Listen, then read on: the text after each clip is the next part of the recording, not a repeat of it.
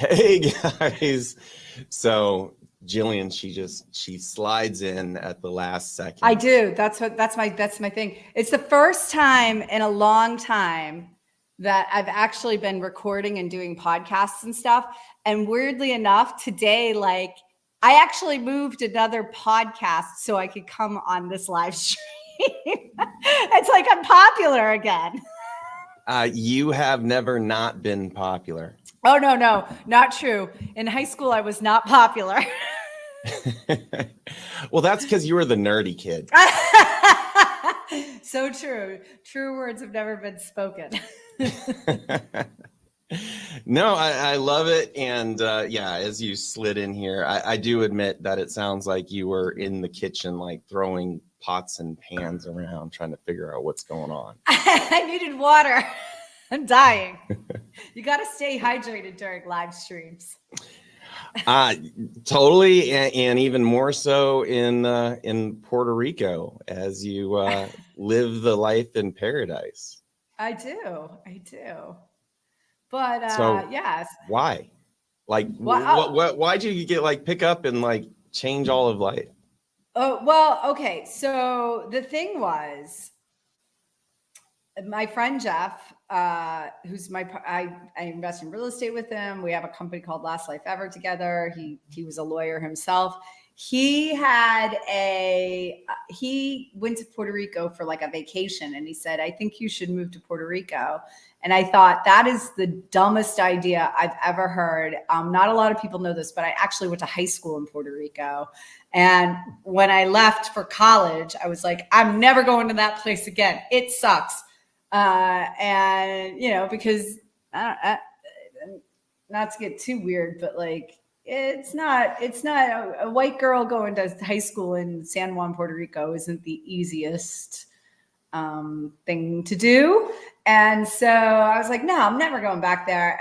But he planted this seed, and I came out here, and honestly, for me, it always comes down to real estate. It always comes down to real estate. And I found a house, and I was like, it was a diamond in the rough. And I thought, I'm going to take that house and I'm going to transform that house. And that's where I'm going to move to Puerto Rico. And so we ended up moving. It's the best real estate deal I've ever done, believe it or not. I remember you showing me the picture, the only thing listed being this green grubby pool. And you're like, you know that there's more.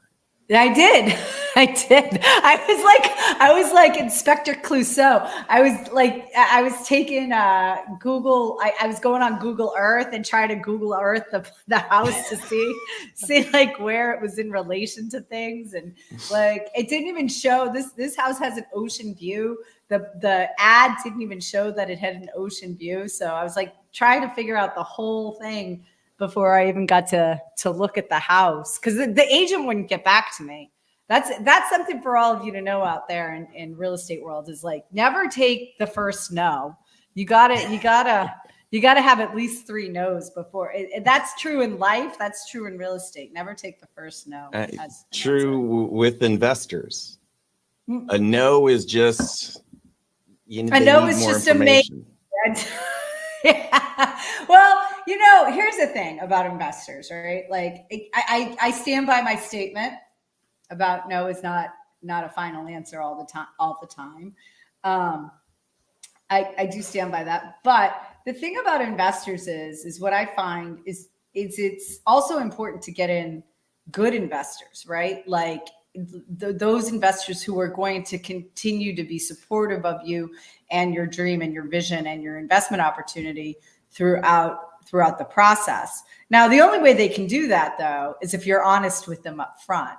So let's start with that. You got to be honest. This is a lawyer saying, be honest. Yes, I am, Nathaniel. You be good. Even when I lie, I'm telling the truth. Oh my God. So yeah, no, you want to be honest. And if you start with honesty, and if you even show a little vulnerability, not desperation, there's a difference, right? you show a little vulnerability with potential investors, then they're going to continue to be supportive of you. They're going to be supportive of you. They believe in the deal.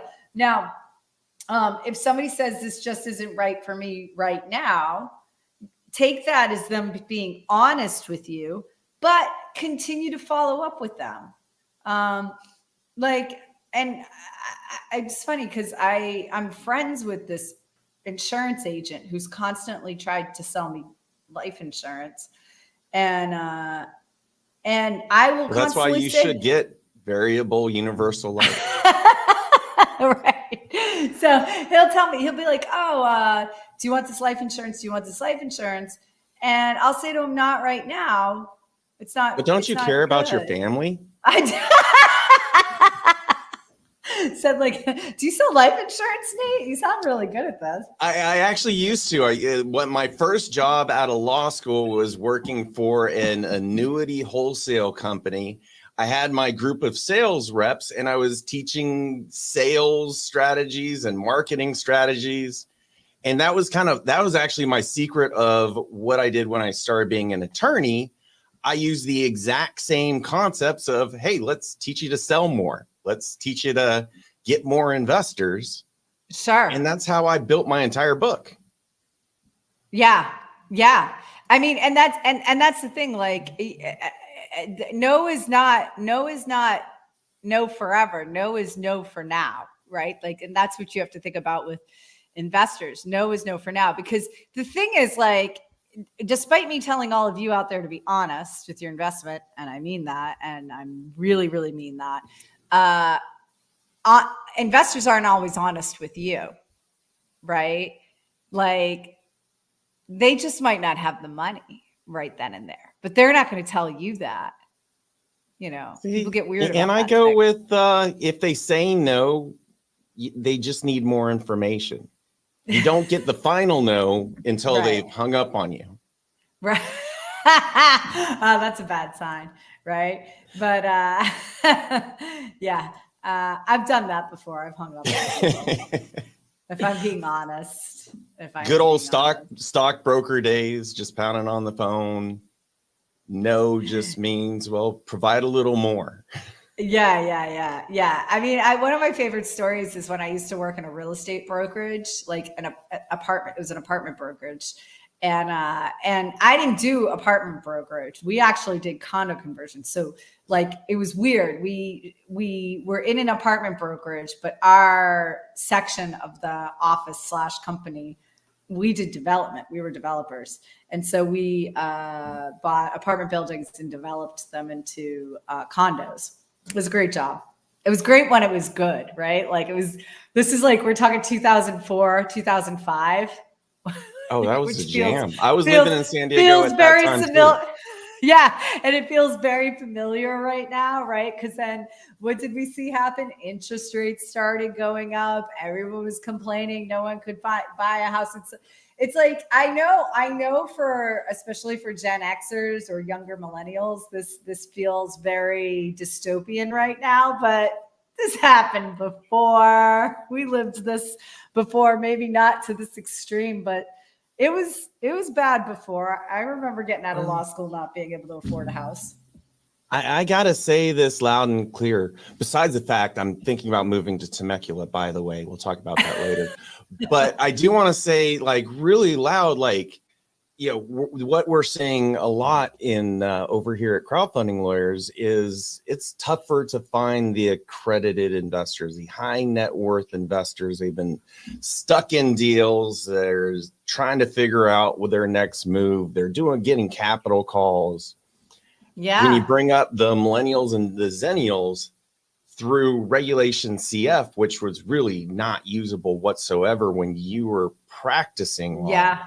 That's true. It's opening up new avenues and new worlds, but also allowing those same people that are living in this dystopian world to actually be able to invest.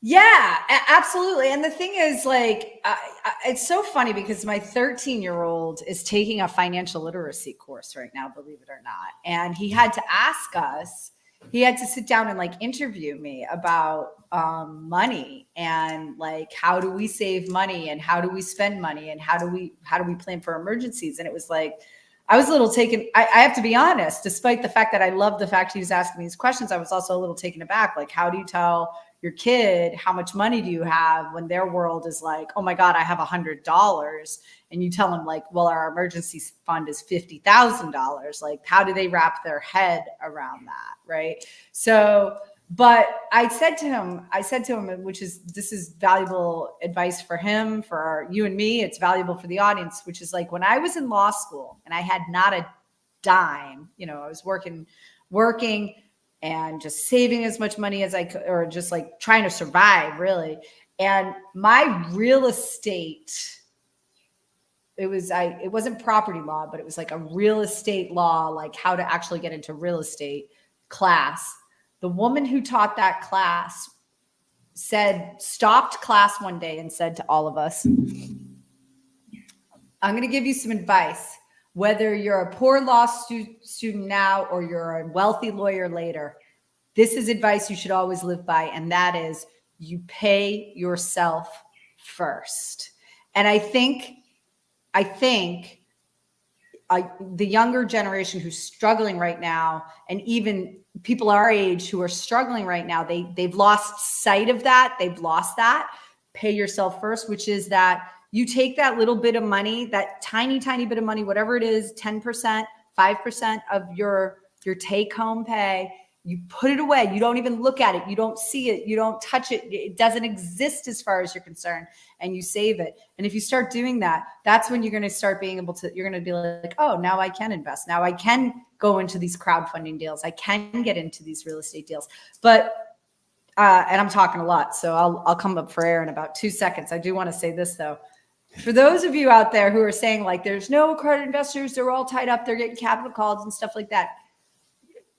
I strongly, you're hearing the loudest voices right now. That's all you're hearing. You're hearing the loudest voices. You're hearing the people who've been the most damaged. You're hearing the cries of I've been capital called, because the reality is there's more dollar bills out there now than there ever has in the history of the world.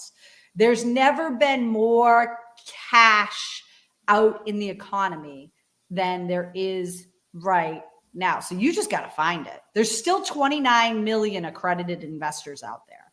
I think if you find a couple of them, you'll be okay. And that is, you can never give up on the accredited investors. You're absolutely correct that the guys that are yelling and screaming are the ones that are having the issues, but they're out there.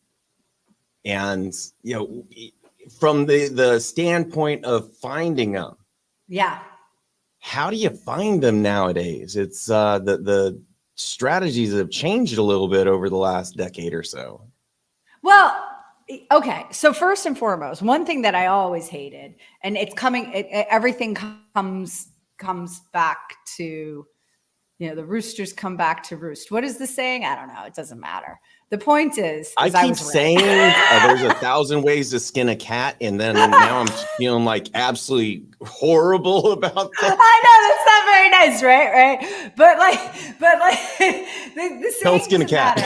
Don't skin a cat. The saying doesn't matter. The point of it is that I was right, and this is what I was right about. Let's bring it full circle. So what was I right about? What I was right about is that I never liked the methodology of just throwing out there 22% return on investment, just give me your money, accredited investors only. It didn't matter what the deal was. Whenever you just go out there and blatantly ask people to invest, I never was cool with that. I always thought that was bad form for a variety of reasons.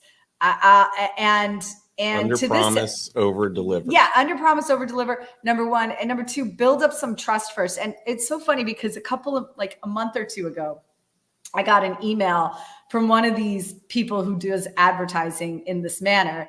And they're like, it's like earn 20% on your investment, buy into this property, class, A building, blah, blah, blah.